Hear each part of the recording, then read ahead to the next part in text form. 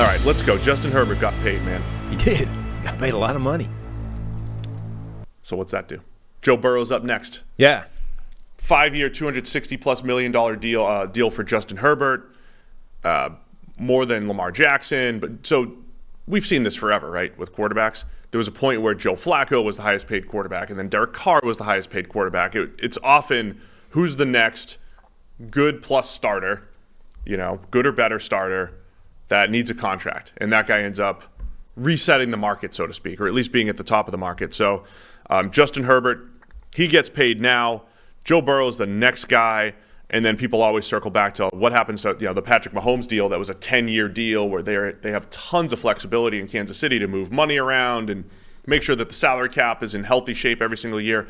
But Kansas City said at some point they're going to go back and revisit and make sure Mahomes is getting paid, similar to what his peers are, because Mahomes is right now 7th or 8th when it comes to just APY. So what are your thoughts here on Herbert getting paid? A few things.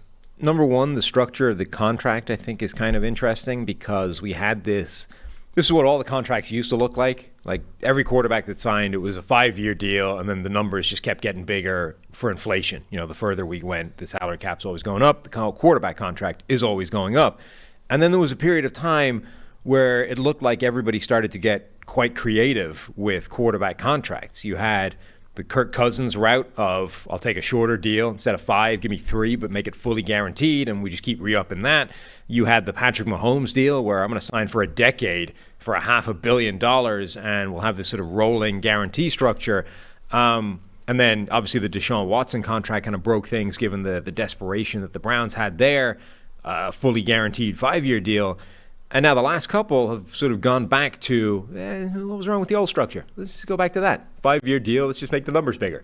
So Lamar signs this deal, and then the Herbert deal looks basically like the Lamar deal plus a couple of million across the board, which makes sense. I just find it interesting that the last couple of deals seem to have gone full circle and back to that tried and tested kind of quarterback contract structure. I think part of that's because those are drafted quarterbacks that are the guy for that franchise. The Deshaun Watson thing was different in part because of everything he was dealing with off the field, but that essentially got pushed aside and there became a bidding war for him. But right. That's what it was. It was a bidding war for a guy that you had to trade for. So that was a little bit of what made that different.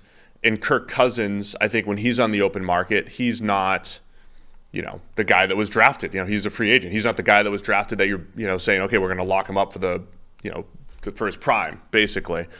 So we're back to Herbert's drafted and going to be the guy. Burrow's drafted, going to be the guy. Mahomes, Josh Allen. So, yeah, it is interesting where this Herbert deal lands. I do think the Chiefs will circle back on Mahomes and kind of bump him up a little bit, but they're still spending a lot, and they have incredible flexibility right now. But at some point, I don't think Mahomes wants to be like the 10th highest paid quarterback in the NFL or player in the NFL. So I think they'll revisit that, as they said. Maybe, though part of that is also kind of comes with the territory when you sign a decade-long deal for $500 million. Like, at some point, what you can see what the graph looks like. Like, we know roughly how much the cap is going to go up in any given period of time. This is not a shock, is what I'm saying. Like, we've reached this point in the deal. Lee Steinberg? That's his agent's name, yeah. Right? Lee Steinberg isn't looking at this going, oh, wow, this totally blindsided us. Didn't see these deals coming. Like, well, that's why I think they said at the time, we know this will happen. We know right. At some point this contract is going to look super But that cheap, deal so we'll was sort of structured with this idea of it was going to be team-friendly over the longer period of time. It's, on the flip side of that is Patrick Mahomes got to ink $500 million when he signed his name to the paper.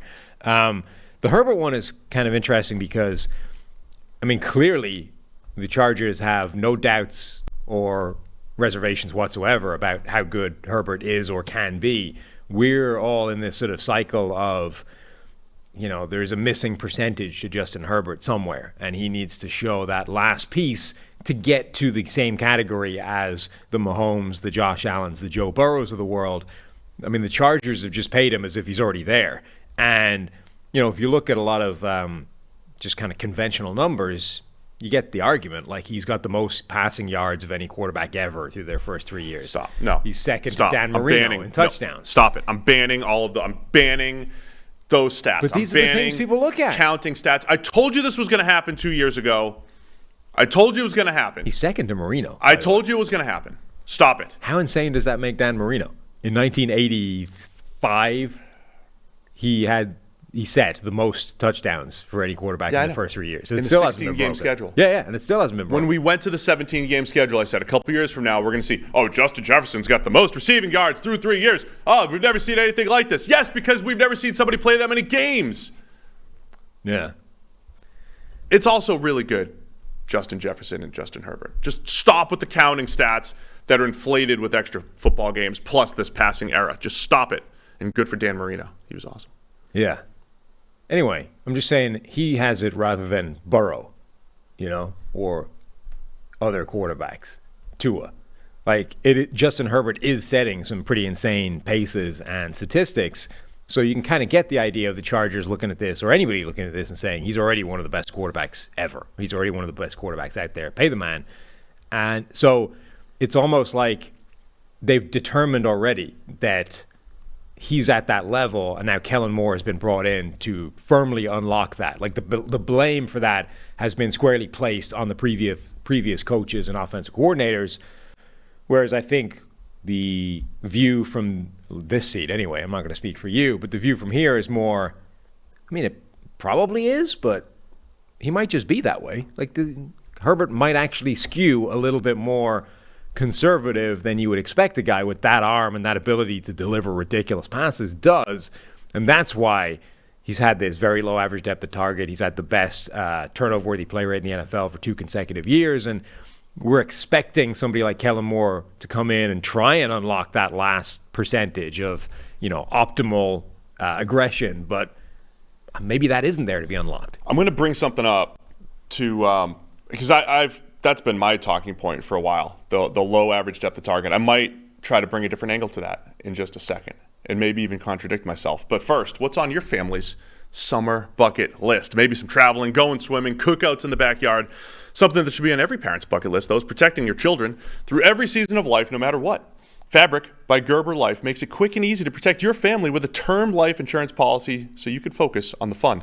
Fabric was designed by parents for parents to help you get a high-quality, surprisingly affordable term life insurance policy in less than 10 minutes. Fabric has flexible policies that fit your family and your budget with quality policies like $1 million in coverage for less than $1 a day. Get your personalized quote in just minutes and then apply when it's convenient for you. It's all online and on your schedule. You can go from start to covered in less than 10 minutes with no health exam required. So join the thousands of parents who trust Fabric to protect their family. Apply today in just minutes at meetfabric.com/PFFNFL. That's meetfabric.com/PFFNFL. MEET fabric.com/PFFNFL. Policies issued by Western Southern Life Insurance Company, not available in certain states. Prices subject to underwriting and health questions.